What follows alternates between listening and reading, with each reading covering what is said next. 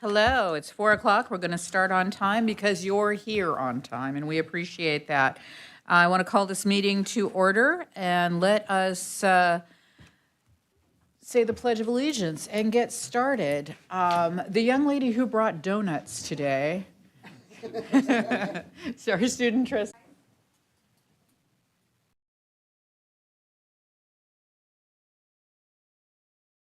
Of the United States of America, and to the republic for which it stands, one nation, under God, indivisible, with liberty and justice for all.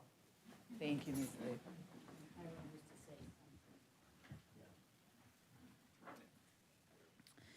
Okay. We are going to begin tonight with some presentations, and the first one is the sabbatical completion reports. I believe we had one or two last month, and we have two this month. So could Mark McConnell approach and provide his sabbatical report? I do not see Mr. McConnell. Okay, maybe he will come in. Mr. Murphy, Joel Murphy. Thank you, sir.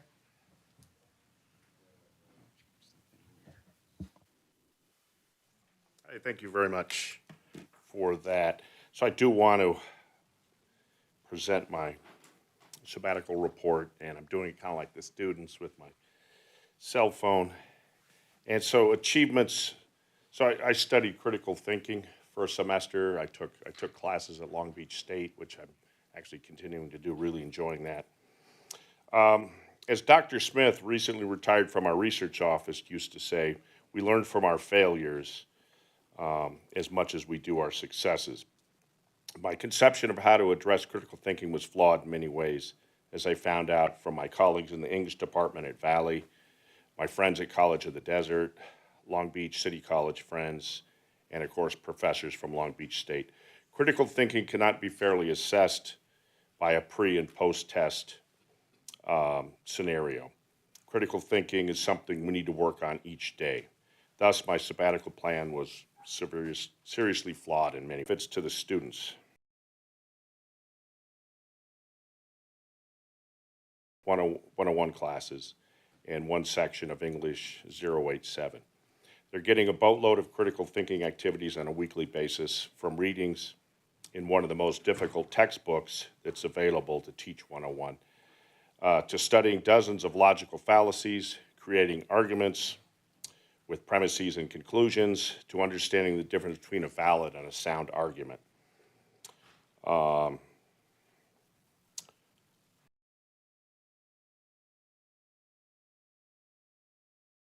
To analyzing complex articles for a thesis and evidence, to seeing how reviewed articles, a sound argument differs from writing an academic essay, to using research tools to find peer-reviewed articles, to distinguish between propaganda, say on social media or cable TV, and substantiated claims.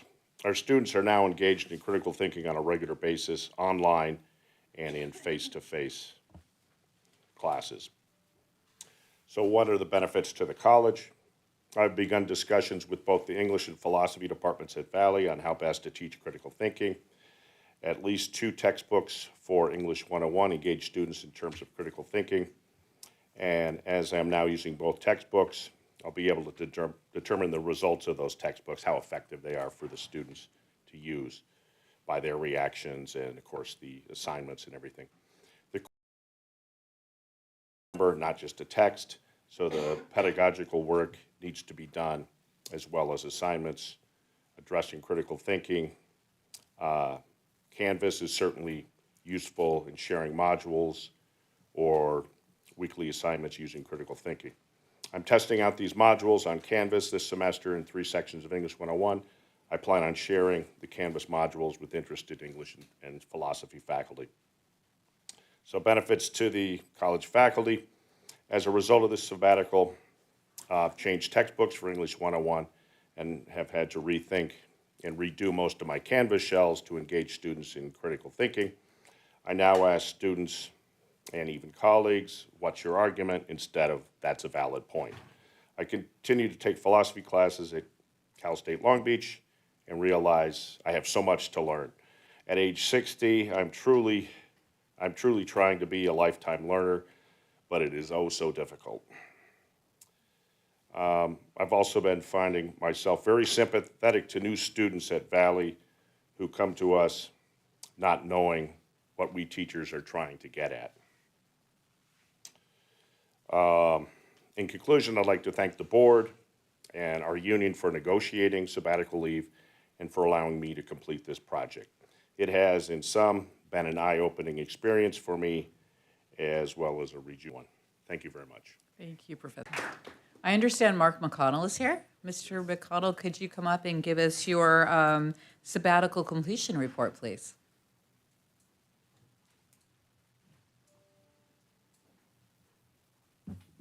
Good evening. I wanted to just start by saying two thank yous. One, thanks to the sabbatical committee and anybody else who was on the decision part of this with the district. And I wanted to bring this up because this is a big part of my teaching philosophy. I was supposed to present last month, and I asked the board because I had a professional commitment.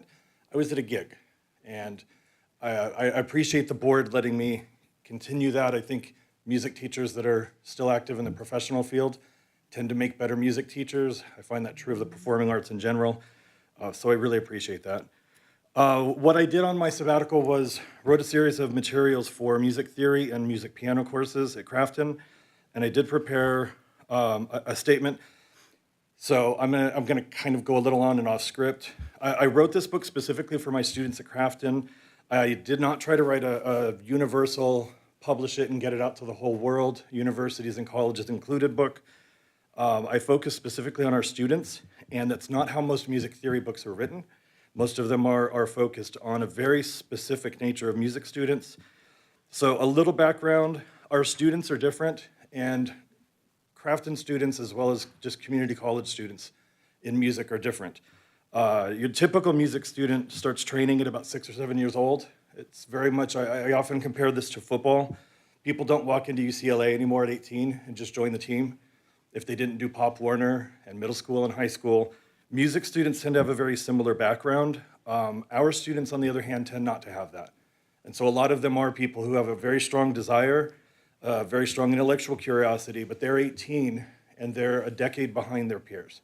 The students that are at Cal Arts and at USC and at Cal State Fullerton have 10 more years experience by the age of 18. So I was trying to focus this book very specifically on our students to get them caught up, because in teaching theory, I end up doing a lot more than teaching theory. I teach musicology, why you should pay taxes on your gigs, the physical nature of being a musician, the political nature of it, the social nature of it.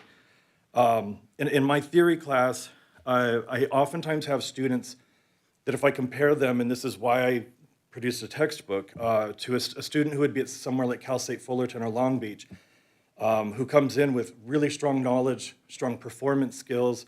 I often get students in the majority of my class that don't read, that don't read notated music at any fundamental level. So I'm starting them, again, with the things that their peers learned at 7, 8 years old. And so the first third of my book is catch up. It's how do I get you up to speed so that when you transfer, you are as strong or stronger than your peers. The book. So I went into the book with two things in mind. I'm a big fan of the zero cost textbook idea. I'm not a fan of lower standards and lower quality. And those don't always go hand in hand, but in music theory materials, they tend to. So I wrote a book that's very practical. It's not bogged down in material that's unusable or useless in their future. Many theory books, in addition to being very convoluted and very heavy, they're often so theoretical that you get a 400-page book that a student uses 20 pages out of. Or they go the other way, which is they take the assumption that California community college students are lesser than, and so you get a pamphlet that's equally as worthless. So I looked at the way to try to fit the middle ground. So what I ended up producing was it prepares them for transfer, and in my past, our students do well with transfer.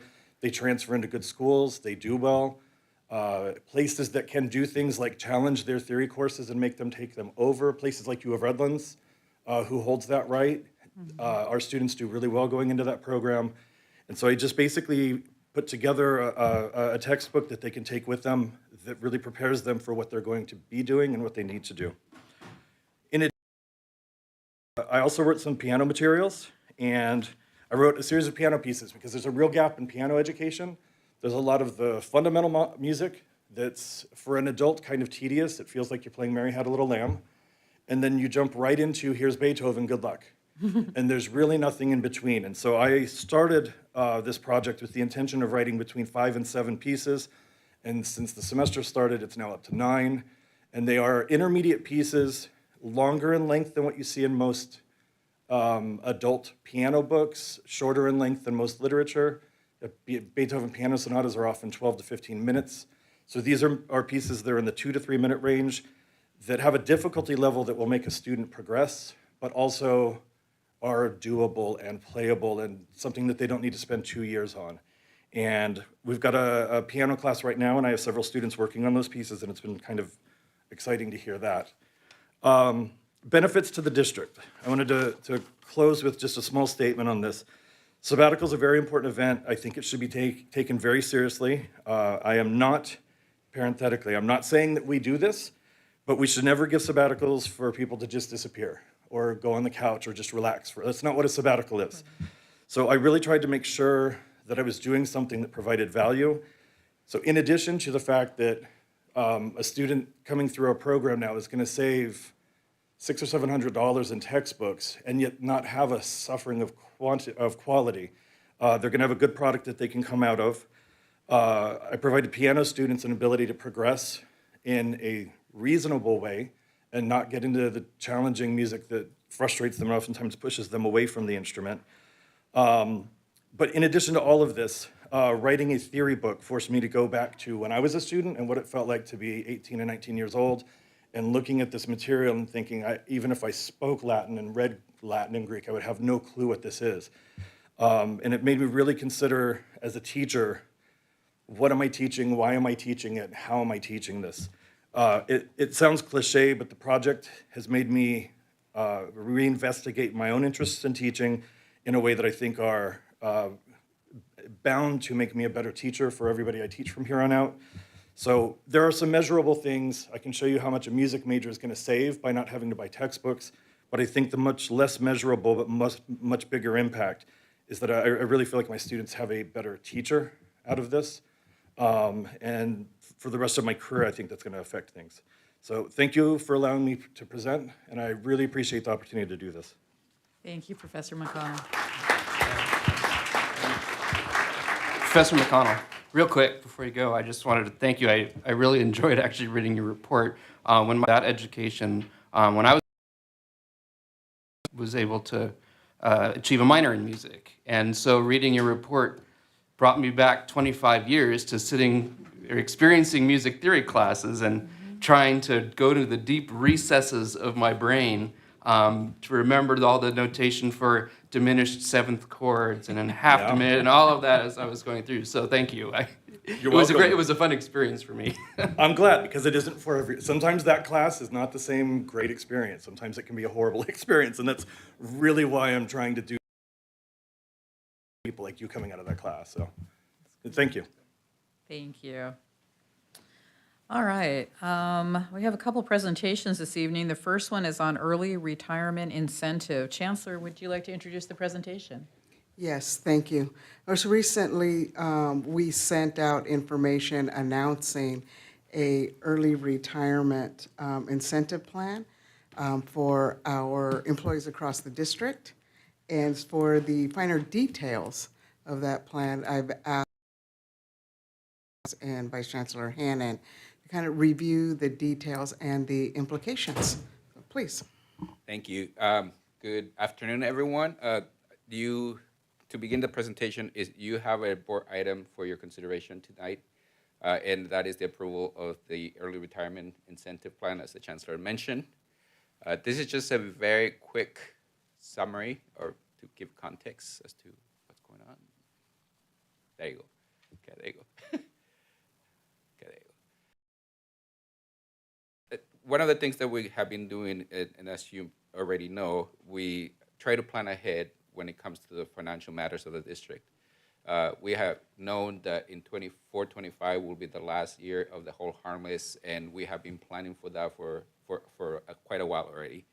As part of continuing to plan for that and to make sure that we are in good place for when that expires, we're implementing different measures. And this is one of those measures that to make sure that we offer this incentive within time, opportunity to participate that's eligible and has enough time to think about it as well. Again, this is one of the strategies that we have to mitigate that 25, 26 whole harmless expiration as well, and that make sure that we're in a good place when that time comes.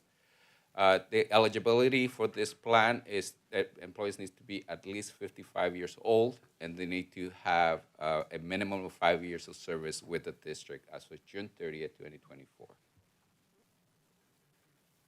As similar as previous early retirement plans that we have offered, the pay amount is $20,000 for every employee that participates. Timeline. So the timeline, we have already sent out a number of notifications to our employee groups. The announcements have started going out. And so tonight, with your approval, we'll move to the next phase. We are currently hosting individual group meetings, and the letters of retirement are due to the Office of Human Resources by February 2nd. It's at that time that we start the analysis. The final rescission date is going to be February 16th because we do need to have the amounts locked in so that way we can perform the break-even analysis to determine if we are going to move forward with finalizing this plan. The effective retirement date is June 30th of 2024. And so that has been communicated to all of our employees, and this is the timeline that we are asking to follow. We can answer any questions now, or we can answer any questions at the action item, whatever you need, whatever your preference is. Should we just do it now? I do. I wonder, what's the kind of like range in terms of the number of positions that make this viable? I mean, obviously there's going to be, depends on length of service and all of that, but like roughly how many positions? Yeah, what we have seen in the past, it takes between 15 and 20 people participating in the plan. It also, as you mentioned, it depends on how long have they been here, where they stand on the salary schedules as well. The longer they have been here, the more steps they're in right now. So that's the most savings the district saves, and to make the plan feasible as well. So it's between 15 and 20 participants. Okay. So that's the required participants. So if we have 14, we can't go forward. We will do the analysis, as Christina mentioned, Yeah. break-even analysis on February 19th. That's when we'll see. It could Okay. be 12, but it could be long-term employees that will make a break-even as well. But what we have seen is between 15 and 20 in the past. How close to their regularly planned retirement are we going back? I may be asking this question incorrectly. If someone is going to retire after 10 years, are we going back to 8 years or 9 years or 9.5 years to do the early retirement at the correct age? I should just probably not ask questions. Sorry. Sorry. Could I I'm not Could sorry, I not ask the following. question, how many people are eligible? Yes, Okay. better. 215, I believe that's what Okay. the board said. 215 people are eligible. 250 people are 15, eligible? 1-5. 1-5. 215. Okay. Yeah. Is that what your question was? Sorry, we want to make sure you answer your question. Kind of, sort of. That's a better question. So, And- okay. And out of that number, you only need about, 20? We estimate between 15 and 20 people. Okay. But as mentioned before, on February 19, or before that, we'll start doing the analysis. It could be the 12 make a break even. Depends on who is participating, depends how long they've been Depends here. on how as many well. years they've been in the system. That is correct. Right. Because Within us. somebody who's been in the system a short time is not a great incentive. That's correct. But as somebody who's been in the system 20, 30, 40 years, then it makes sense. That is correct. Yeah. Is the $20,000 incentive, is that like an average, a standard? Is it an industry standard? Okay. It is. Good. It's our industry standard. Other questions at this time? Yeah, I have a question. Please. Haven't been here for quite some time. I know that we've had this program in the past, and some have been successful, some have not. So we want to make sure that they can really take advantage of this. I don't, Is it open just to Diff- faculty? yeah, All, everyone. It's all employee It's all groups. employees. Good. But we will be mindful that we have FON requirements and 50% law requirements that will always be observed. I appreciate you doing it as, being as flexible with your budget, because I know that we've turned some opportunities before because we didn't have enough people. So that's what some people may not understand, that, well, yeah, but if you don't have a certain percentage numbers, then it's not worth it. So I appreciate you doing your homework in regards to see at what point do we have a, because there's a lot of uncontrollable variables. For example, even the state budget, that's something you have no control, but it's going to have an impact on your report as to if it's going to be something that will be incentive for the people there. Thank you. Okay, understanding that we can ask additional questions at the time the vote is called. Is there any other questions right now? Thank you very much for the presentation, very comprehensive. The next presentation is on military equipment.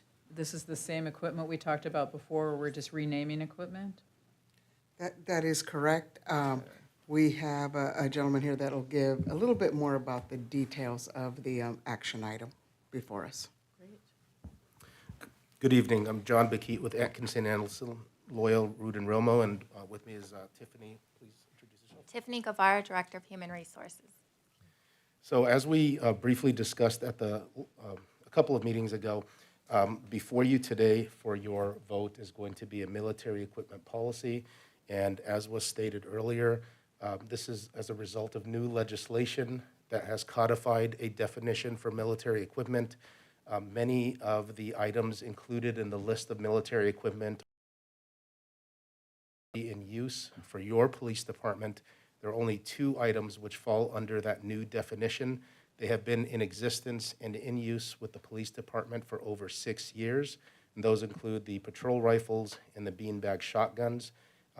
And one thing I wanted to also identify about this new policy is that codified in the law, as well as a yearly or an annual requirement for the police department to submit to you all an updated list identifying not only what,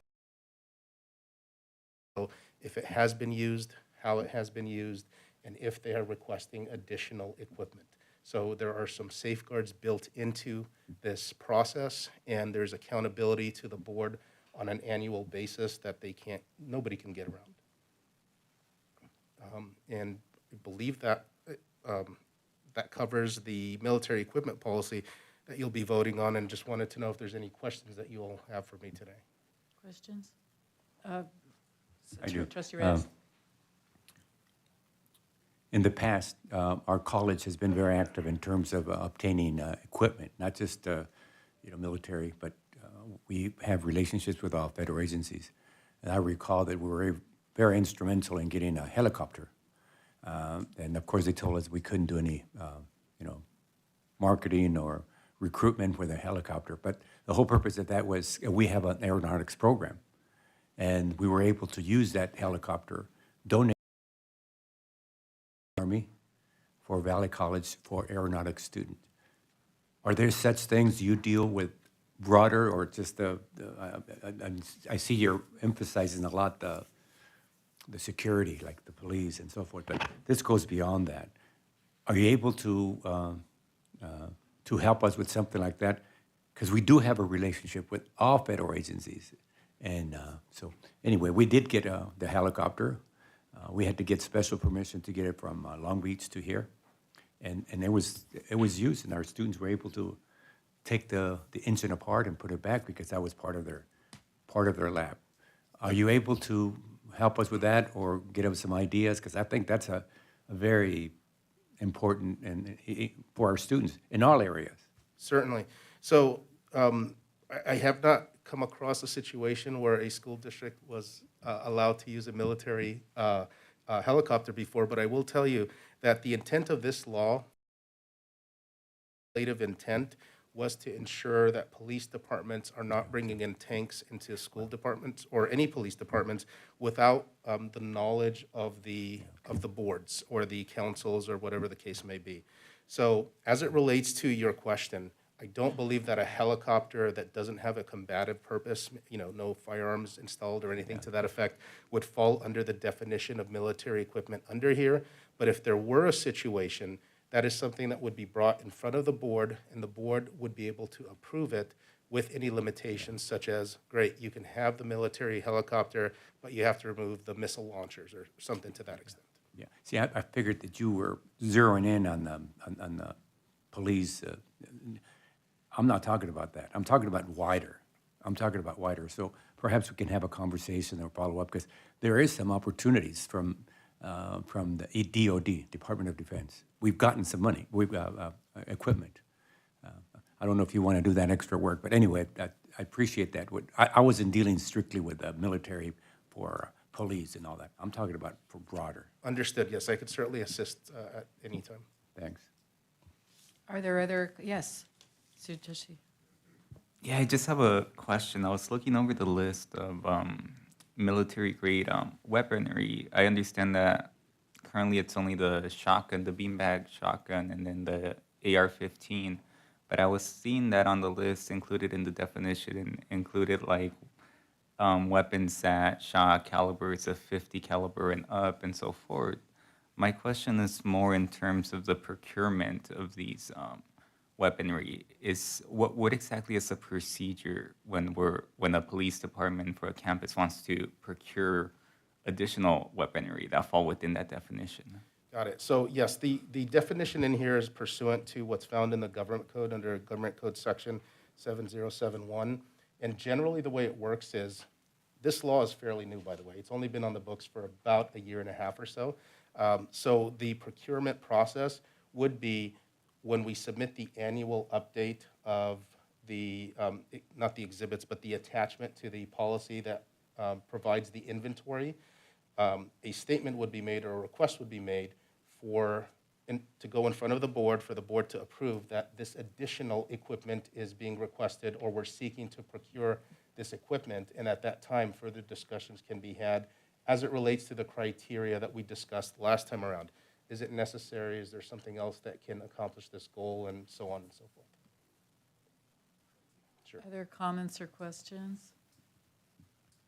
Okay, so just for my own clarification, we are not purchasing new things. Correct. There's a new way that we're supposed to classify certain items that we already own.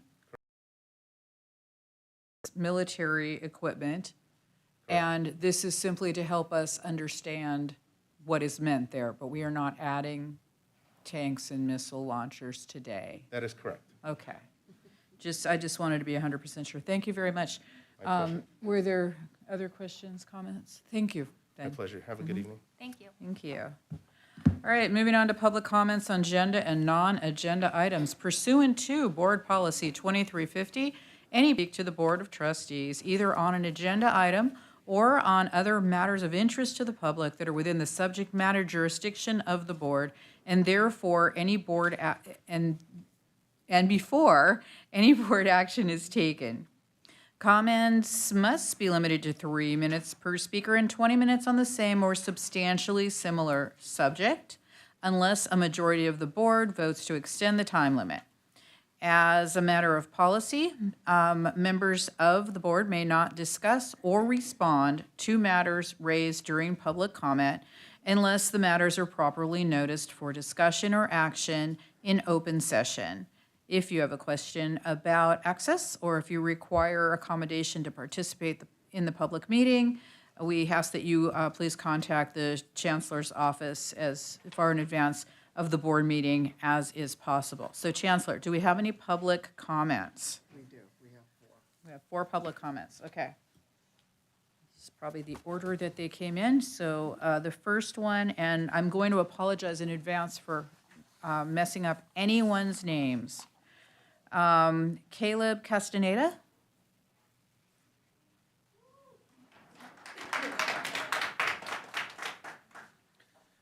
Hi, so I wanted to talk to you about part-time pay for part-time faculty, because we were offered 0% increase, which my bills keep going up, but I guess we're not offering me. And the full-timers, trust me, they deserve it, right? Because it's hard with the inflation, everything going up, it's been hard to make ends meet. And I know that's true for full-time faculty, but part-time faculty, don't forget about us. Our expenses are going up too. And we're the most vulnerable people on campus. Because, so I'm teaching, a full-time load is 10 sections in my discipline per year. So I'm teaching 7 this semester. I'm hoping to get, at least 3 next semester. So that'll get me up to my 10 for the year. I'll just show you this. These are my kids' IEHP cards. You shouldn't work a full-time load in the community college system and be on public benefits. You just shouldn't be. But we are. We need money. We need a pay increase. If you're going to give it to the full-timers, you should give it to the part-timers too. That's only fair. Give us the same. That's all I'm asking for. And the other thing is, so I can't teach 10 courses here. I have to go to other campuses. I'm like, you call me a freeway flyer, right? I teach at Chaffee. I teach at VVC. I'm not saying I'm not going to teach here, but, Chaffee can pay you $95.20. Riverside can pay you $117.84. That's going up to $126 per hour next semester. So it's kind of like, I'm going to prioritize teaching for Riverside or for Chaffee or even for VVC, because they're paying more than you are at most steps of the salary schedule. Barstow is like the only one on this list of nearby districts that's paying less. They have like $60 an hour at their lowest. But, they only have like 1,100 students, so I don't think you're going to be poaching their employees. How are you going to get people to work for you? How are you going to get people to teach for you when you're not paying close to what the districts around you are paying? We have other options, and I'm going to, I'll teach for you, but it's kind of like, well, if I can get 3 at Riverside, I'd rather get 3 there than get 3 here. I'll teach 1 for you. That's kind of what goes through my head. So be mindful that there is a competitive market. Thank you. Okay, Angie Vogel, please.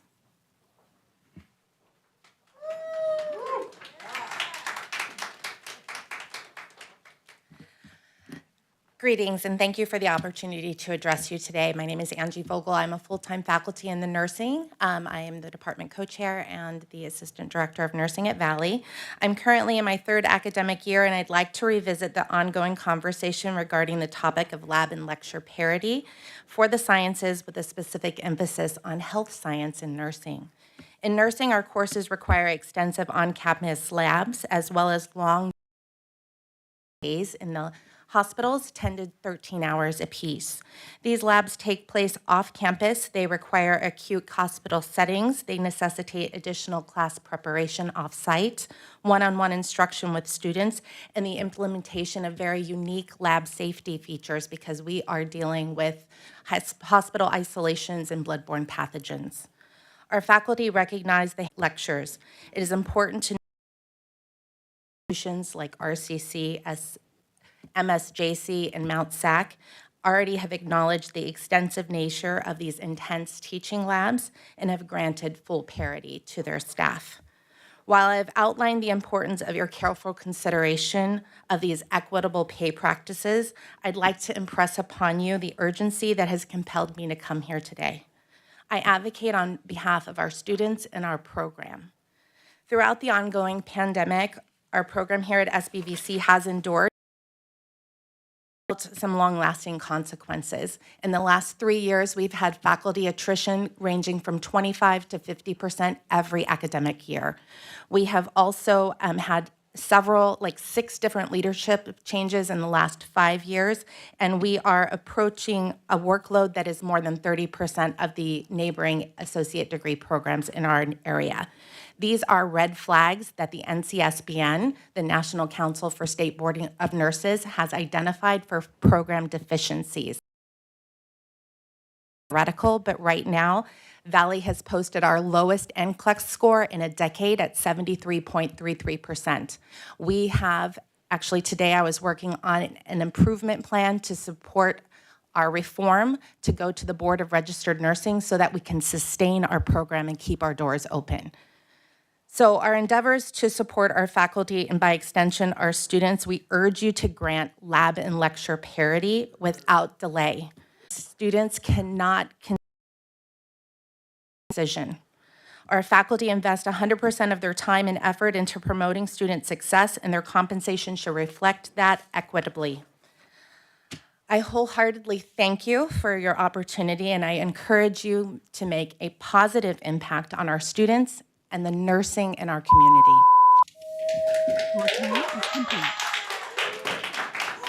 Thank you. Amber Wallach.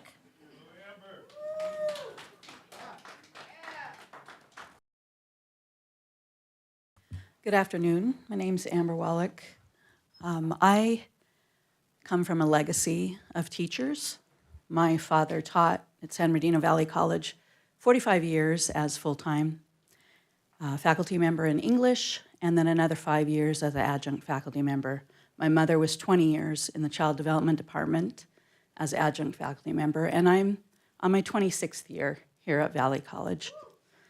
I've loved my work. I'm good at it. Value of my work as I've watched my students succeed and move on and move forward in their lives due to my efforts, in conjunction, of course, with theirs. But I'm wondering today about my value to you, and not just me, but 834 other adjunct faculty members that are part of this district. I feel devalued when I learn that I'm due to be, I'm sorry, I'm going to back out a minute. I feel devalued when I've learned that I've been offered a 0% raise. What is that? What kind of value is that to someone like me and someone like 3/4 of your faculty members? It's shameful. It hurts. My daughter is a waitress, part-time. Part-time. She makes 3 times what I make. I have degrees. I do good work. And I'm worn out thinking about where I go from here. Please consider our needs. They're real. Please consider that and offer us a living wage. Thank you.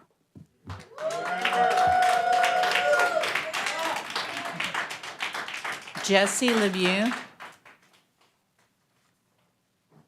And bringing to the attention of the board that there is a handout provided with this speaker. Hello there, I'm Jesse Lemieux. I'm the chair of the chemistry department at San Bernardino Valley College. I'm here to echo my colleague Angie's concerns on lab lecture parity. This is a discussion that's been going on for nearly a decade in this district. And although there has been some movement, it's not really what is necessary to solve the problem with lab lecture parity. I'd like to quote the State Chancellor's Office Vision 2020, Strategic Direction 2, Equitable Workforce and Economic Development. Action 8, Healthcare. Expand access to the healthcare pathway programs with particular attention to nursing and mental and behavioral health. You do not accomplish that by having nurses leaving because they're overworked. They need their labs assigned at the same load as lecture. This must happen to keep our nurses. In science, it is the same thing. Science labs are very intensive. We are developing new materials all the time to make the textbooks free, the lab manuals free. This all takes time. Devising new labs. I'm going to quote number 10 action from Strategic Direction 2. STEM, expand success, access, support in science, technology, engineering, and math disciplines in historically underrepresented students. Those are our students. They need teachers that are not worn out. My colleagues, they've been doing this for years. They've had hope that action will happen on lab lecture parity for many years. There were committees called in 2018, and nothing happened. I think now is the time. Please consider one-to-one lab lecture parity and assigning the same load for lab in lecture in the sciences, in nursing, and perhaps other fields like other colleges have done, as you can see on the handout for the ratio of load for lab versus lecture in a variety of our neighboring districts. Thank you for your time and attention.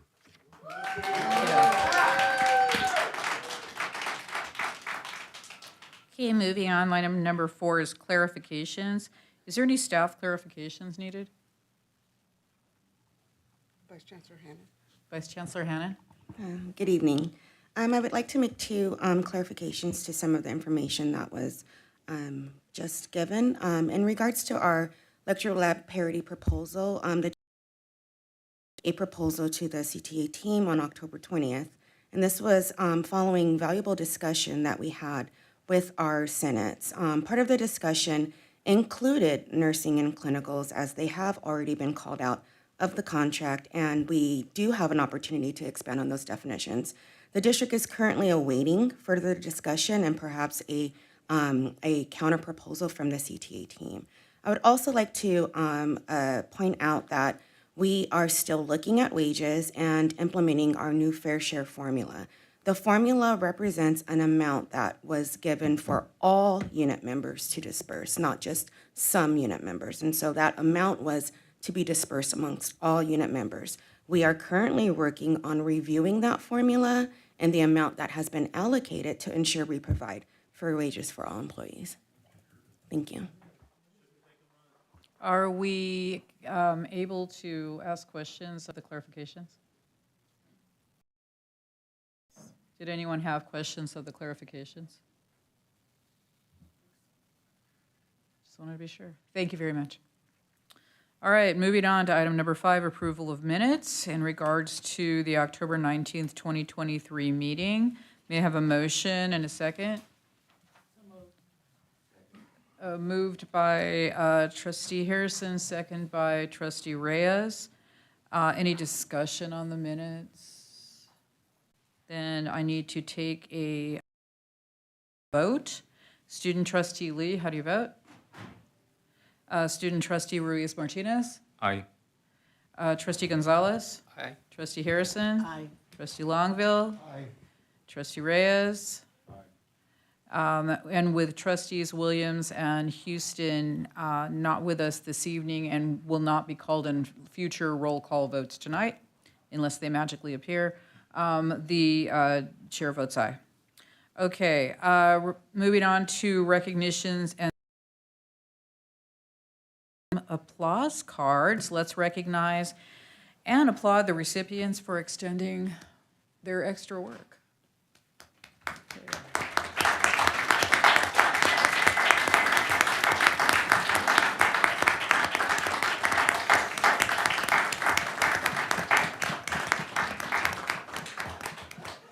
Thank you. And although it's wonderful to applaud everybody that's gotten notes, we recognize that all of our employees work wonderfully hard, and we appreciate them.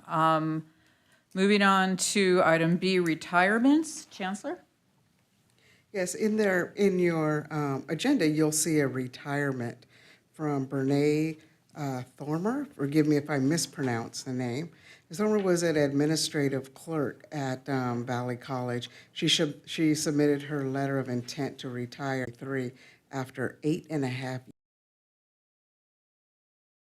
She began her career at Valley College as a clerical assistant 2, and then became an administrative clerk in 2017 in the Student Accessibility Services Department, where she remained for the rest of her career.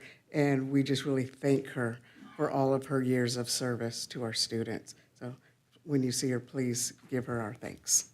Thank you. Okay, moving on to the action agenda.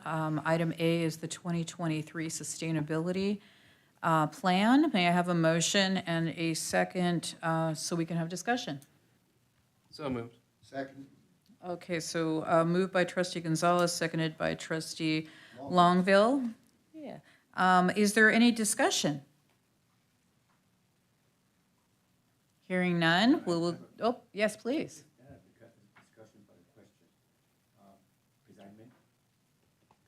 I brought this previously in regards to opportunities for our college district, primarily Crafton Hills College, because they have an outstanding sustainability program. I'm looking to see, I just got an invitation, because when we went to Chicago, we were able to meet with individuals at the Department of Energy, and they're going to have a conference, so I'm going to possibly obtain it so that I can see if we can take advantage of this. I think it's important that we get some resources for that great program that we have there. So I'll look into that. If they say we can do it, I'm going to ask the chancellor to see if that's possible to bring someone who is knowledgeable when it comes to hydro, the energy, but because they have different categories, and I'm not a science major, but I'm a budget person trying to get more monies for this district. And I know that we have one of the best sustainability programs at Crafton Hills College. Other comments, questions? All right, we will move to a roll call vote on action item A, 2023 Sustainability Plan. Student trustee Lee? Aye. Student trustee Ruiz Martinez? Aye. Trustee Gonzalez? Aye. Trustee Harrison? Aye. Trustee Longville? Aye. Trustee Reyes? Aye. And the chair votes aye. Moving on to early retirement incentive. May I have a motion and a second for discussion? So moved. Second. Okay, with a move by trustee Harrison and seconded by trustee Reyes. Is there any discussion on this item? All right. Then Lee, how do you vote? Aye. Student trustee Ruiz Martinez? Aye. Trustee Gonzalez? Aye. Trustee Harrison? Aye. Trustee Longville? Aye. Trustee Reyes? Aye. And the chair votes aye. Board policies for final approval. May I have a motion and a second? So moved. Second. All righty. So with a motion by trustee Gonzalez and a second by trustee Harrison. I want to say Macias Harrison. When I look at the list, it just says Harrison, and it's very confusing. Is there a discussion on this motion? And again, the motion is to approve the board policies for second read and final approval, and to receive administrative procedures for information and review for consistency with board policies in regards to the 2330 quorum and voting, 2340 agendas, 2365 recording, 2712 conflict of interest code, 3300 public records, 3410 non-discrimination, 4010 academic calendar, 5013 students in the military, 6250 budget management, 6400 financial audits, 6800 occupational safety. So, sure, no discussion, so we will do a roll call vote. Student trustee Lee? Aye. Student trustee Gonzalez? Aye. Trustee Harrison? Aye. Trustee Longville? Aye. Trustee Reyes? Aye. And chair votes aye. Motion passes. Moving on to D, military equipment use policy. This is the one we had the presentation on earlier this evening. Moved by Longville. Thank you. Second. Okay, so moved by Longville and seconded by trustee Reyes. This is a motion to approve the military equipment use policy in accordance with AB 481. So with no discussion, we'll go to a roll call vote. Student trustee Lee. Aye. Student trustee Ruiz Martinez. Aye. Trustee Gonzalez. Aye. Trustee Harrison. Aye. Trustee Longville. Aye. Trustee Reyes. Aye. And the chair votes aye. Excellent. So moving on to item E, Resolution 2023-11-09-FP-01, approving the settlement with Argonaut Insurance Company. May I have a motion and a second? So moved. Second. Okay, so with a motion by trustee Harrison and a second by trustee Gonzalez, the motion being made then is to adopt resolution 2023-11-09-FP-01 to approve the settlement with Argonaut Insurance Company and authorize the chancellor and/or the chancellor's designee to enter a contract for the project with Los Angeles Engineering, Inc., as the replacement contractor on the San Bernardino Valley College new softball field project, and award contract CC 01-3605-02, completion contract for SBVC new softball field project to Los Angeles Engineering Incorporated of Covina, California, in the amount of $4,100,000.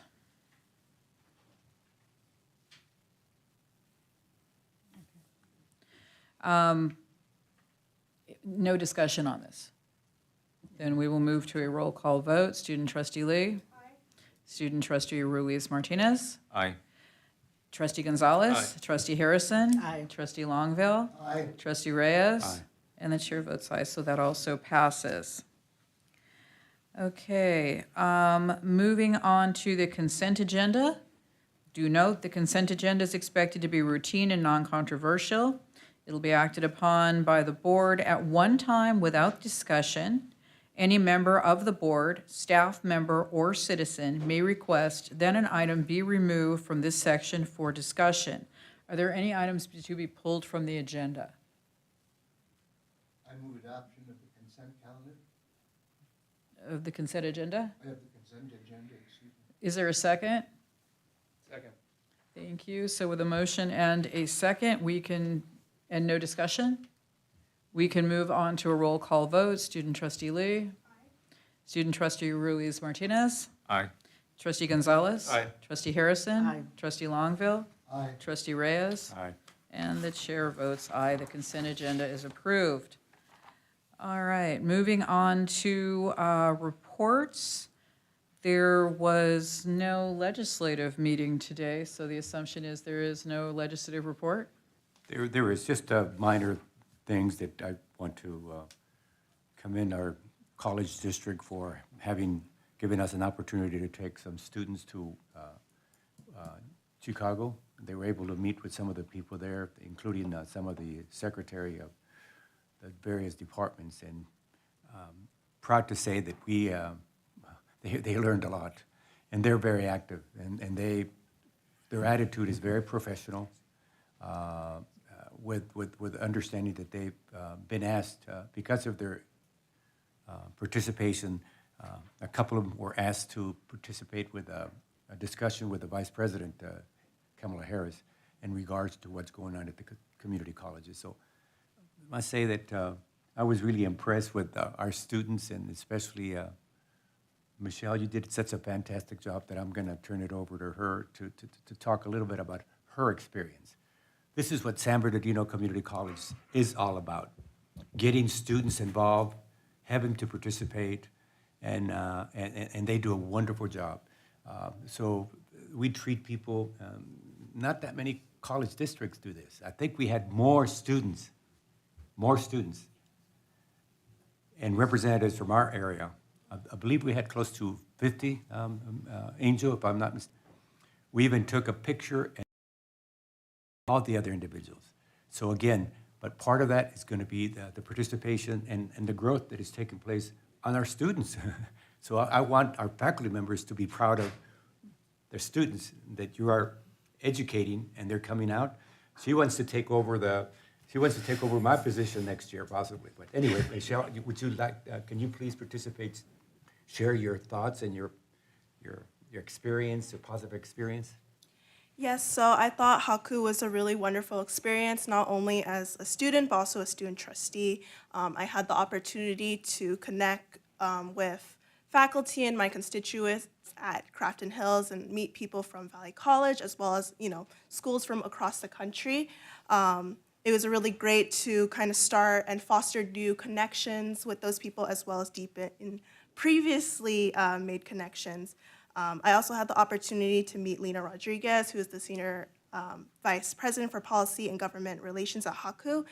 And in this setting, it was really inspiring to hear about her advocacy work for Hispanic serving institutions. And with that, I'm really excited and look forward to see the advocacy opportunities that I'll have as a student for our HSI at Washington, D.C. next year.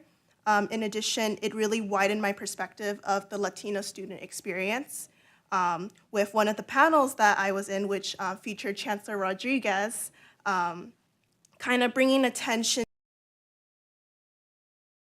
an expansion of mental health resources for students, as well as addressing food insecurity for them.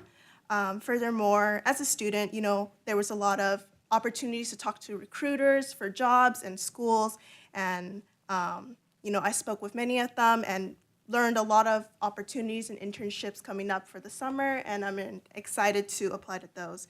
So in all, it really gave me a greater confidence to succeed in my role and more knowledge and connections that I've made to further my journey as a student and student trustee. Thank you.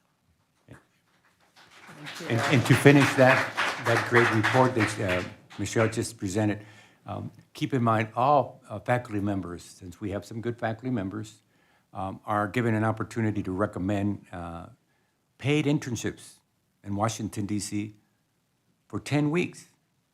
She's going to take advantage of it. At first, her parents, and I understand it, as parents, you don't want to let your kids, your young people go to Washington.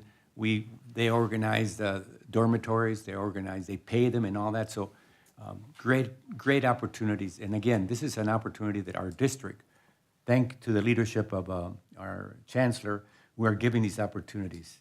And also to talk to the Vice President of the United States about issues that pertain to students. We're there.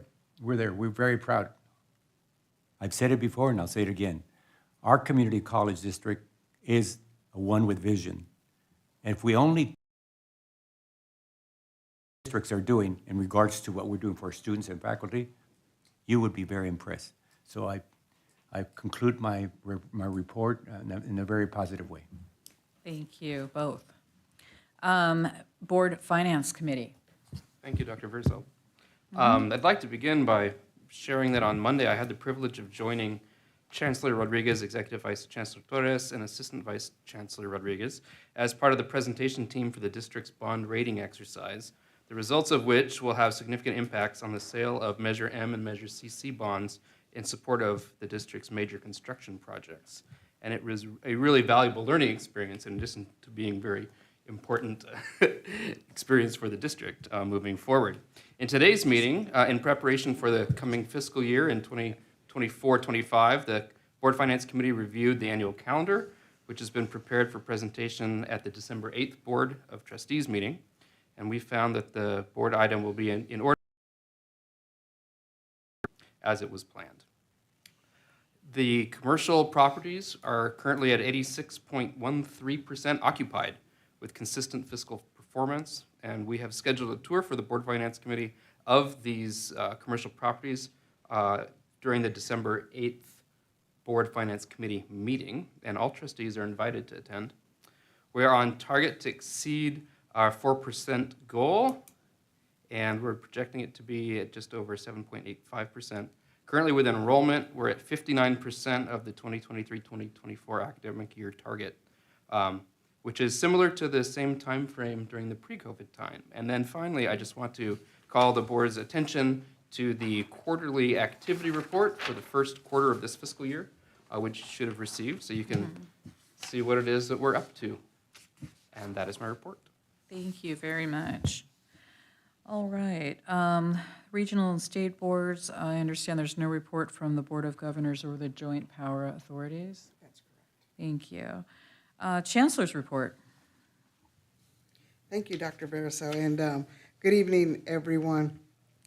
Goodness, so much has happened this past month, but I'd like to uplift a few great things that have happened. Currently, we're celebrating Native American Heritage Month across our districts. There have been events on our campuses shining light on the rich contributions of our Native American community, so thank both of the presidents for their efforts there. And I would love for all of you to join KVCR and FNX on November 14th. They're hosting a Native film and media celebration, including season 4 of Native Shorts, which spotlights Indigenous filmmakers. It's set for 6 p.m. at the KVCR studio. I hope all of you can attend and make it standing room only.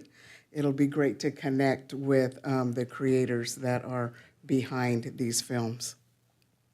And turning more closely to our colleges, I want to thank Crafton Hills College and Valley College for their initiatives. As Trustee Reyes mentioned to Haku, the conference was held in Chicago, and it was just a great platform, right, for our students to gain professional skills, the networking, engaging with some of the highest leaders in our country and in education. It was just, truly exciting to see their growth in action while we were there. At the conference, I had the honor of being a part of a panel with my counterparts from the UC system, Cal State system, and county schools. We discussed how we can within our systems and also support mental health for our students. As you've heard me state several times, well over 70% of our students battle with food insecurity, and over half of our students battle with some level of mental health issues. So I was honored to be invited to represent the community colleges at this conference.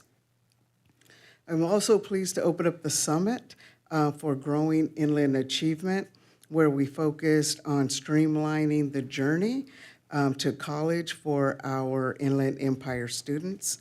And I just want to give a round of applause for 2 students, Diego and Ty, for their engaging panel discussion, and to the Dean of Equity and Student Success at Crafton Hills College, Dr. Ivan Benya. I know that Dr. Rand mentioned it before, but you can never give anybody too much honors, right? Again, for the well-deserved award for excellence in innovation. Him and his team have done just a tremendous amount of work in that area. So when you see him, please congratulate him. This week, our district also had the honor of sponsoring the California Student Aid Commission's College Affordability Summit.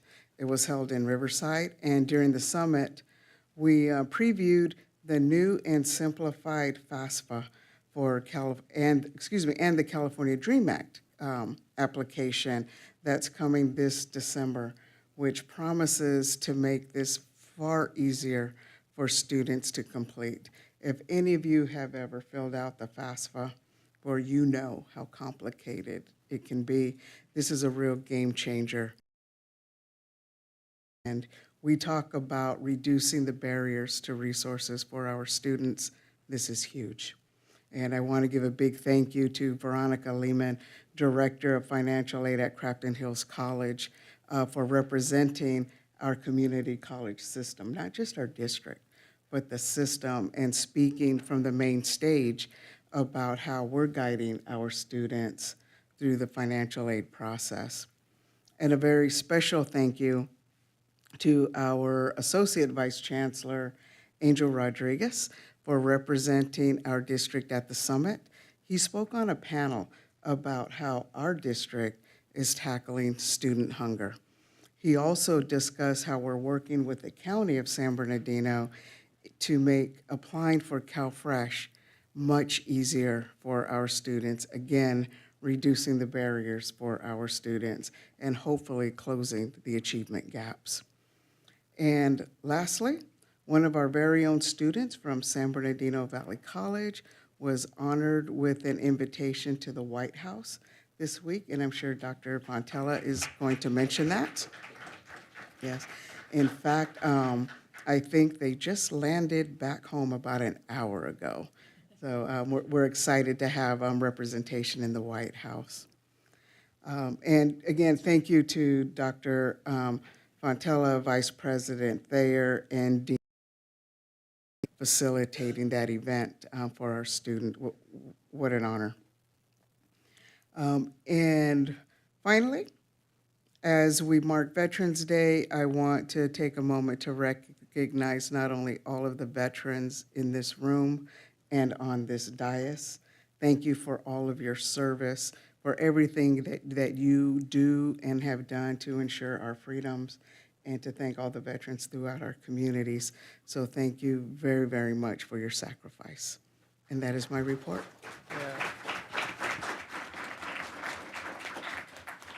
I inadvertently left out an item on the reports, and I understand there is not a report on that item, but for the sake of the agenda being accurate, under Board Committee and Activity Reports, Board Policy and Procedures Ad Hoc Committee, there was no report.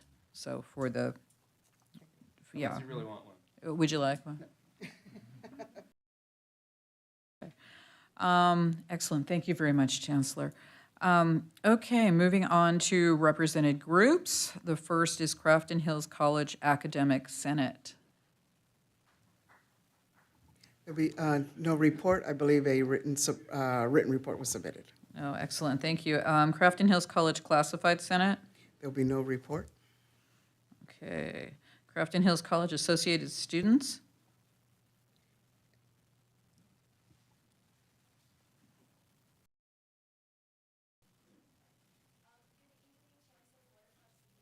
Student trustees, my name is Angelique Cuevas. I am the External Affairs Director on the Crafton Hills Student Senate. And for our report, so our Student Senate Treasurer and Student Trustee were part of 8 Crafton Hills students and 2 professors that were sent to Haku, where they attended conferences and met with potential employers for internships and were given the opportunity to explore the beautiful city of Chicago. A holiday event for the student body at Crafton Hills where multiple activities, food, and entertainment will be offered to celebrate the holiday season. And the event will occur within the first week of December, and it will be a way for students to relax and relieve stress before finals week. And yeah, that is it for the report. Thank you very much. San Bernardino Valley College Academic Senate.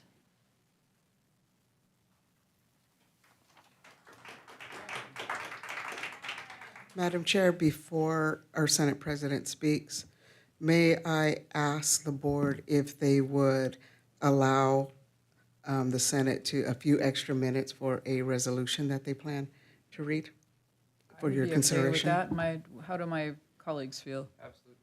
Yep. Please. Thank you for that. And so I will leave the actual report information for you to read in the written form. It was submitted just before I arrived, so watch for that attachment to come. But in that report, I do want to also call out that I've included electronically a link to all of the wonderful activities that are happening on our campus because the list is way too long to include. So feel free to check out our master calendar. So with that, if you will, I would like to proceed with reading the resolution. And I would like to present that it is a resolution that came from the faculty body. It is a resolution that, in discussion, we recognize can be considered just more words and just more text on paper. But it's a reflection of the realities of our LGBTQ+ community and the ongoing changes that are occurring in the community. And from an ally perspective, very dangerous situations are happening. And it's a perspective of not trying to speak for a community, but speak in support of and in allyship.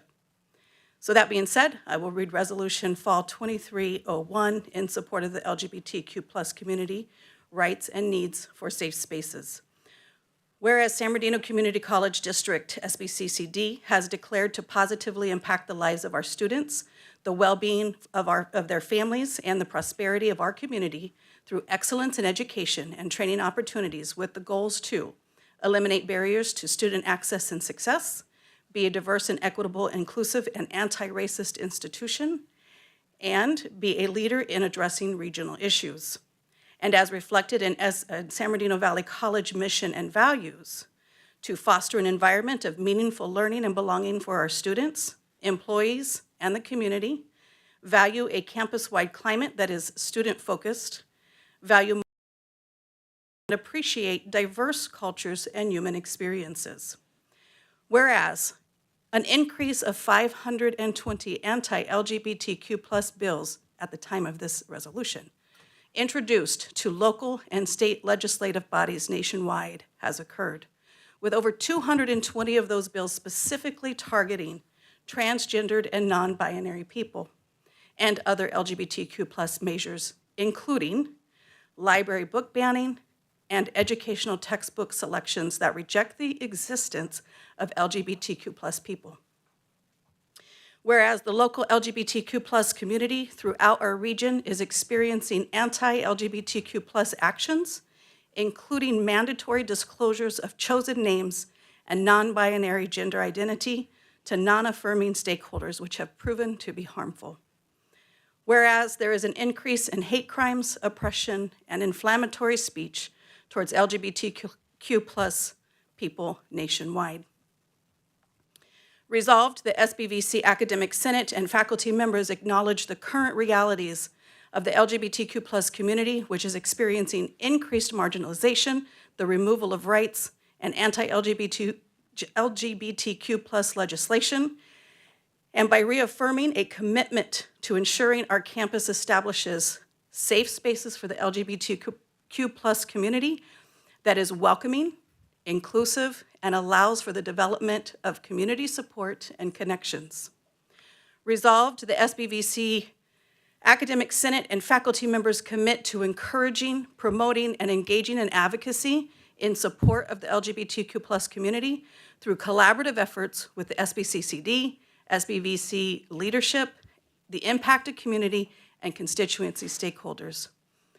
Resolved, the SBVC Academic Senate and faculty members will collaborate with SBCCD and SBVC leadership in advocacy for additional ways to understand and address the holistic educational needs and lived experiences of the LGBTQ+ community to create more inclusive, safer, and culturally competent educational environments for the campus community. And resolved, the SBVC Academic Senate will work with the SBVC Office of Research, Planning, and Institutional Effectiveness and SBCCD to prioritize obtaining and integrating data gathered by CCC Apply into campus and district dashboards to effectively address the unique and basic educational needs of the LGBTQ+ community and better facilitate data-driven decision-making. So as I finish that resolution, again, it's a recognition. I want to recognize this is not a statement of what's not being done. There's a lot of really great work happening in our district, specifically even on our campus. We have recently had our first, and that's in your report, our first two-stage training for safe spaces on our campus. There's been some spaces identified recently for our LGBTQ+, I need a cup of water, LGBTQ+ community. And so I recognize that work is happening. We recognize that work is happening.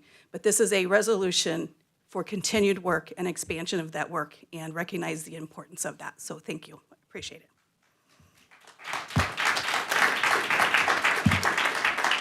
Real quick before you step down, if I may, As one of only a handful of community college trustees in California who is also a part of the greater LGBTQ plus community, I'd like to commend the Academic Senate and faculty at Valley College for their incredibly thoughtful work and support of all of our students and employees who are too often feeling under attack and marginalized.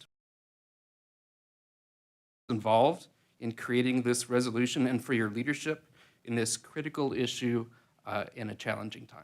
Thank you. Thank you. I will carry those words back. Madam Chair, will we get a copy of that? Yes, we'll ensure that all of the trustees get a copy. Thank you. Okay. It would just be nice if it was everywhere. Absolutely, we'll get the permission of the Academic Senate to do so. I was since it's theirs, joking. and no, we're going to publicize it. Oh, no, we should absolutely publicize it. I just wish that that was the rule everywhere, the resolution everywhere.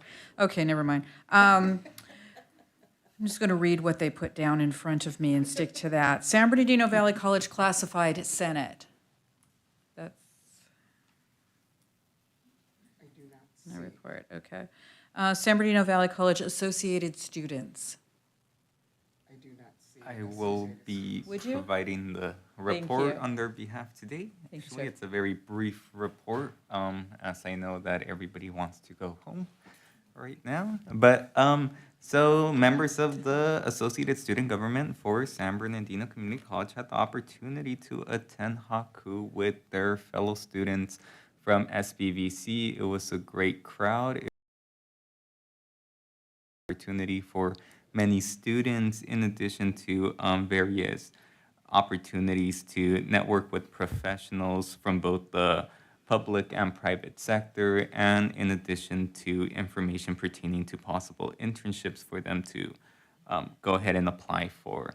So that's just a short, brief report. Thank you. CSEA.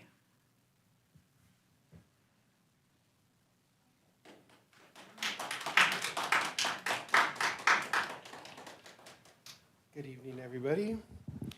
Before I begin my report, I would also like to thank Davina, as well as the Senate body at Valley, for their very intentional and sensitive resolution. Thank you very much. As many of you know, our chapter has undergone some shuffling. There's been some changes to our CSEA chapter leadership team. Cassandra Thomas officially stepped down from her position, and I assumed the role of chapter president at that time, as well as the chief union negotiator through the end of her term. I would like to take this opportunity to recognize Casey for the work she volunteered to do on behalf of our chapter and its membership for the last 4 years as chapter president, and thank her for her tireless service. Casey's leadership was invaluable. She's been an active leader within our chapter for 10 years, and has served as the roles of president, first vice president, and communications officer. As president, she empowered her executive board, helped usher us through the end of a long-delayed classification and compensation study, and saw our chapter through the pandemic. I'm happy to report we are not losing her entirely. She will now serve the role as our official chapter past president on the executive board, as well as facilitate our new hire orientations. I would like to thank my friend for her dedicated service and her time. Secondly, I wanted to take just a moment to congratulate our former Chief Job Steward, Dave Stevenson, who recently accepted an interim position as Environmental Health and Safety Coordinator at the district, and wish him the best of luck in this new role. Dave has served as a negotiations team member, first VP, and Chief Job Steward, but that description does not come close to capturing the essentialness he was to our chapter. Going to be extremely hard acts to follow, but I want to assure both our members publicly and the Chancellor and the members of this board that the work will continue uninterrupted and undaunted. The team we've created is ready to continue the important work of advocating for our members and negotiating the best agreements on their behalf that also reasonably and in partnership meet the needs of the district and the concerns of our employees in their respective areas, offices, and programs. Lastly, I'd like to report that we will be making recommendations to our membership for filling our current executive board vacancies on Monday evening at our general chapter meeting, as well as hearing from several political candidates seeking our chapter's endorsement. We will be reaching out to members of the M&O department to offer the members opportunities to attend the upcoming CSEA M&O Academy. We will be participating in in-depth and advanced bargaining training academies, as well as recently attended the Board of Directors statewide meeting at Colton High School and the COPE Gala for the Inland Empire Labor Council. So thank you. That's the end of my report. Thank you. CTA.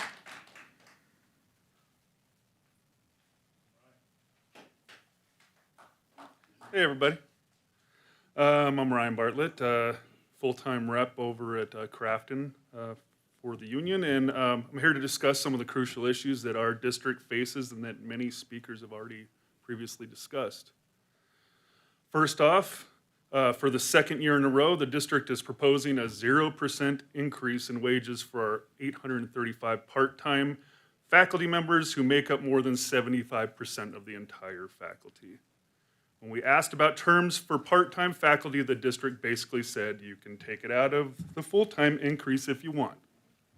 On top of that, the full-time faculty is only being offered 55% of the COLA they received this year. So we submitted a wages counter-proposal a month ago, but we haven't heard anything back from the district. And today was the first time I heard anything about the fair wages proposal. So that's news to me. So this delay is especially disheartening because we're falling really far behind other districts when it comes to pay parity. 10% below the median for full-timers, over 13% for part-timers.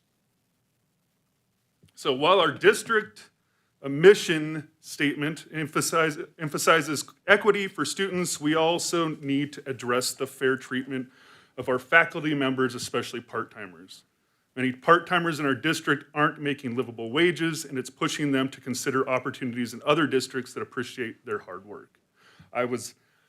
My wife is a communication studies professor over at Bernardino Valley College, and we held a faculty party at our house this weekend, and we had several faculty members, part-time faculty members from our district show up as well, letting me know that they are looking for other jobs because of the low wages that they receive from our district. And I was the chair of the English department for years, and so I have a really good relationship with my part-timers, and many of them are abandoning ship as well. So along with the lecture lab parity conversations that people have had, I think it's disappointing that we have to keep coming back to board meetings every month to address these unfair work practices and inequitable pay disparities. We want a positive and cooperative relationship with the district and the board, but the ball is in your court to make things right and ensure fair compensation for all faculty members, especially our hardworking part-timers who contribute so much to our educational community. Thank you. Thank you. Your turn is complete. Police Officers Association. Police Officers Association. No report. All right, moving on to staff reports. San Bernardino Valley College President. Good evening, Trustee Viracil, Chancellor Rodriguez, members of the board, and my colleagues. Thank you, first of all, for approving the full-time position for our Vice President of Administrative Services. We have joining us this evening Mr. Keith Bacon, who was the candidate of choice. Want to stand up so they can just see you? Thank you very much for being here. Thank you so much. Mr. Bacon has dedicated his career to public education. His most recent position is the Chief Business Officer of the Colton Redland Yucaipa ROP School District, And he's also worked for Ramona Land School District in Homeland, California, and also served as the Director of Physical Services for Yucaipa Calamasa Unified School District. And it's just our pleasure to have him come on board. So thank you very much for that. We'd also like to thank Ms. Tennille Norris, who is not with us this evening, for her services that she provided in that position as the Interim Vice President of Administrative Services. As the trustee mentioned, we were so fortunate to have one of our students be selected to go to the White House, and she was part of the First Generation College Student Day. Dr. Thayer was kind enough to travel with her. They were able to meet with, and I just want to read these titles because I think it was such a great opportunity for them. Steve Benjamin, Assistant and Senior Advisor to the President and Director of the Office of Public Engagement, and the Undersecretary James Caldwell, Department of Education. There was also a panel that they served on with several dignitaries from the White House, so they're, again, very fortunate to be on that trip, and they're home safely now. Also, I would like to say thank you. It's been my pleasure working with the Academic Senate President and many of the faculty at Valley College. I attend the Academic Senate meetings, and I've witnessed the work that they were putting into the resolution that Davina read this evening, and I saw the concern and their commitment to the resolution. Just want to acknowledge that. Thank you very much for that. I would also like to say, in support of Goal 1, student access, and Goal 4, partnering with our partners in the local area, we now have the mobile showers on our campus. They come every Thursday. Those have been provided by our partner, Community Action Partnership of San Bernardino County.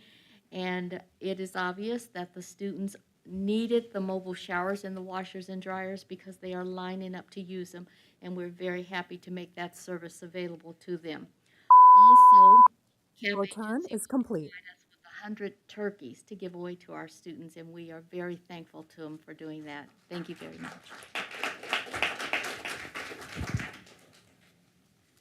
Thank you, President Fontanella. Crafton Hills College President, and it looks like it's Keith Wirtz tonight. Good evening. Honored trustees, Dr. Rand sends his apologies for his absence. He's currently attending the California Community College Athletic Association board meeting. He's asked me, Dr. Keith Wirtz, Vice President of Instruction, to deliver his report. As a 3C2A board member, Dr. Rand is presenting new legislation today that will enable all short-term classes to count towards student athletic eligibility requirements, which directly supports board goal number 1, eliminating barriers to student success and access.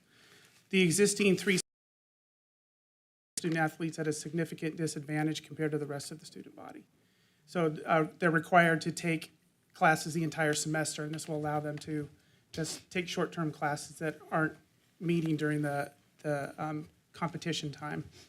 In support of Goal 3, be a leader and partner in addressing regional issues, we're pleased to inform you that our respiratory program students have placed 3rd in the nation in the National Sputum Bowl, which I had to practice saying that for 2 days to get that right. And they demonstrate skills and competency in the field of respiratory care. Congratulations to our students and faculty for that accomplishment. In support of Goal 2, be a diverse, equitable, inclusive, and anti-racist institution, we'd like to thank Dr. Tisha Hagler and the team in Student Services for holding our inaugural first-generation student luncheon, recognizing the significant importance of first-generation students pursuing a higher education. It's a fantastic event with over 70 students participating, and we're already looking forward to next year. And then in support of Goal number 3, be a leader and partner in addressing regional issues, and Goal 2, eliminate barriers to student access and success. We look forward to welcoming the trustees to the official grand opening of the Public Safety Training Center, which will be held January 12th, 2024. And the completion of the project is the first new building to be completed with Measure CCC funding. Thank you. Excellent. Thank you very much. You didn't go into any detail about the activities in the Sputum Bowl. I think what they do is they answer specific questions around disciplines, and they have to answer them on their feet. So it's it could be microbiology, anatomy, whatever, chemistry, and specific to respiratory care. I looked it up, but it didn't explain it. It sounds worse than it is. I'm so, thank you. It's much better now.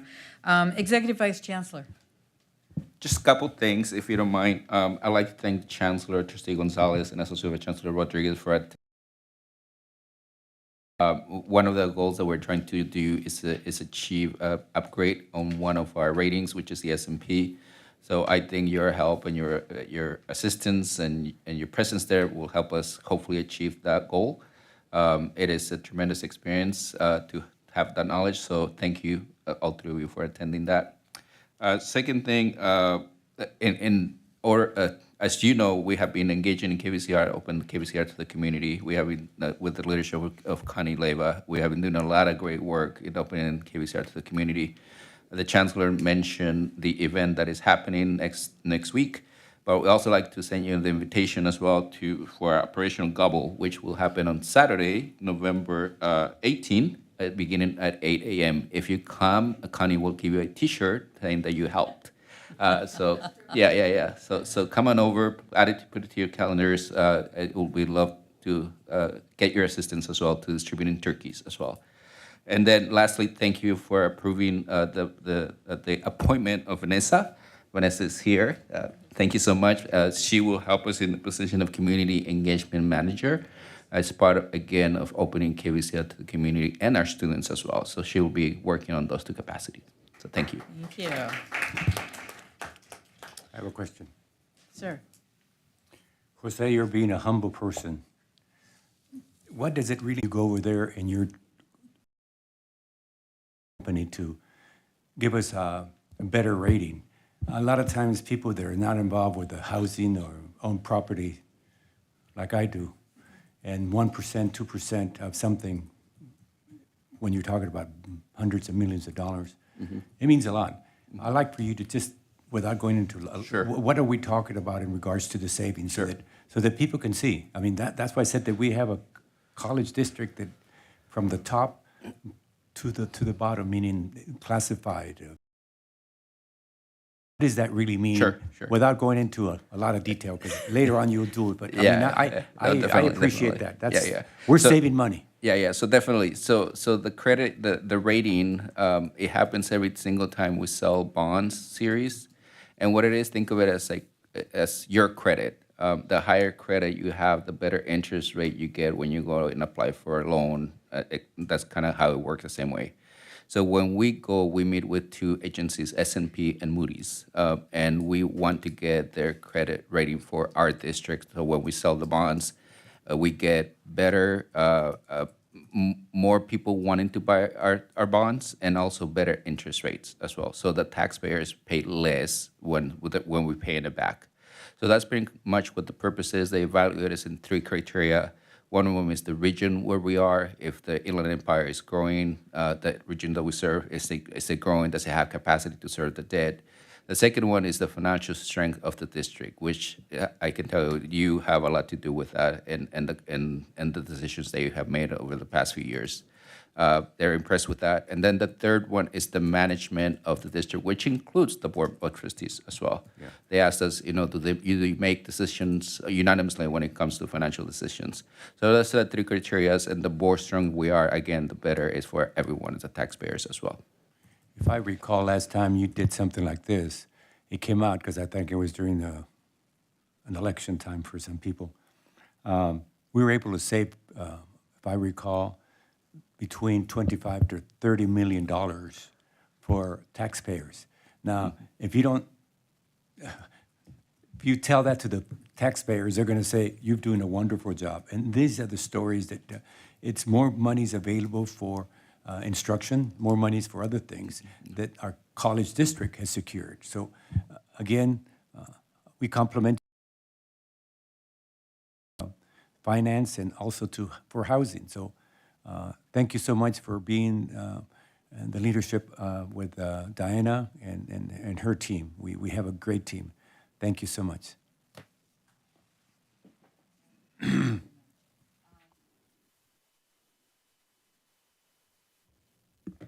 Thank you. I wanted to offer a couple more clarifying points in regards to some of the information that has been shared today. The district and the CTA negotiation team did have a great discussion with the academic senates and did receive valuable feedback regarding their methods to recommend pedagogically sound class sizes. We discussed their role in the recommendation and are currently waiting for language that we can incorporate into the contract. The district has proposed lecture lab parity for high intensity, open to discussing a counter proposal from CTA, and you can view our most recent proposal online. To clarify regarding wages, the district is moving forward with adopting a fair share model that we can use to predict increases. The model takes the COLA, if given, to the district for the district's cost of living adjustments and applies it to the ongoing cost, step and column, and operation expenses. What is left over is fairly distributed to all employee groups. We welcomed Director of Fiscal Services, Larry Strong, to attend negotiations and show the formula in action. During the discussion, we were asked specific amounts for part-time and full-time, and we explained that they do not determine how that it is up to the unit members to determine how the money is spent. We were asked to provide scenarios specific to part-timers. All of this data is posted on our negotiations website and does include the formula and the amounts that have been allocated to all CTA members. The counter that was received did not include the fair share model, so the district is having to review that counter and incorporate that into our counter proposal. So I did want to clarify that point for the board. Thank you. That concludes my report. The negotiations website, that's on our website, that's public. Correct. That is public information on our website. CTA members know they can go there and read that. Yes, and I've been told by many faculty that they appreciate the district's transparency in showing that information on our website. Okay, thank you. Thank you. Vice Chancellor of Education and Student Support Services. No update. Thank you. All right, moving on to information items. Are there any questions or discussion of the information items presented this evening? All right. Well, they were all fascinating. Okay, so we are moving on to the announcement of closed session items, and it's quite a list, and I have a note here saying I must read them all, so I shall. The conference with real property negotiators under Government Code Section 54956.8, Property 441 West 8th Street, San Bernardino, California. Agency negotiators, Jose Torres, Executive Vice Chancellor, and Constance Schwint, okay, of Atkinson, Anderson, Loya, Rudd, and Romo, District Legal Counsel. Negotiating parties, San Bernardino Police Officers Association as the buyer. Under negotiation instructions to negotiators will concern price and terms of payment for the sale of the property. Item B, conference with labor negotiators under Government Code 54957. Agency representatives Diane Rodriguez and Christina Hannon, CSEA, CTA, POA, management / supervisors, okay. I know the word, it's abbreviated, just in case you questioned that, and confidential employees. Item number C, public employee discipline, dismissal, release, non-reemployment under Government Code 54957, one case. D, conference with legal counsel on anticipated litigation, significant exposure to litigation pursuant to subdivision D, 2, and E of Government Code Section 54956.9, one case. Conference with, number E, conference with legal counsel under existing litigation under Government Code 54956.9 E3 or D1, 3 cases. And F is public employee performance evaluation, Government Code, under Government Code Section 54957 B1, title Chancellor.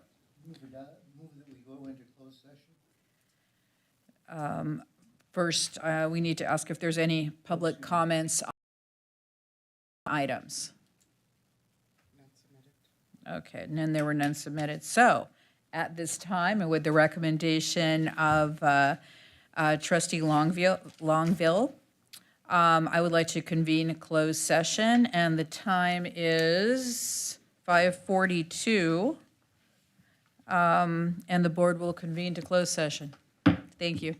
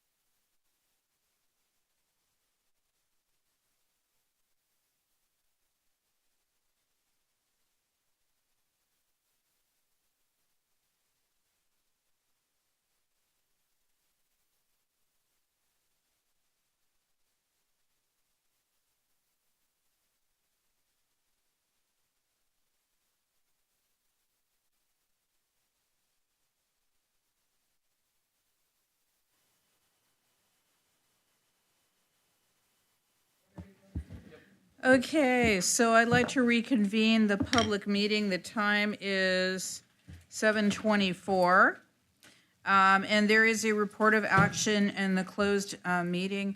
And acting as clerk, trustee Dr. Gonzalez, can you read the action?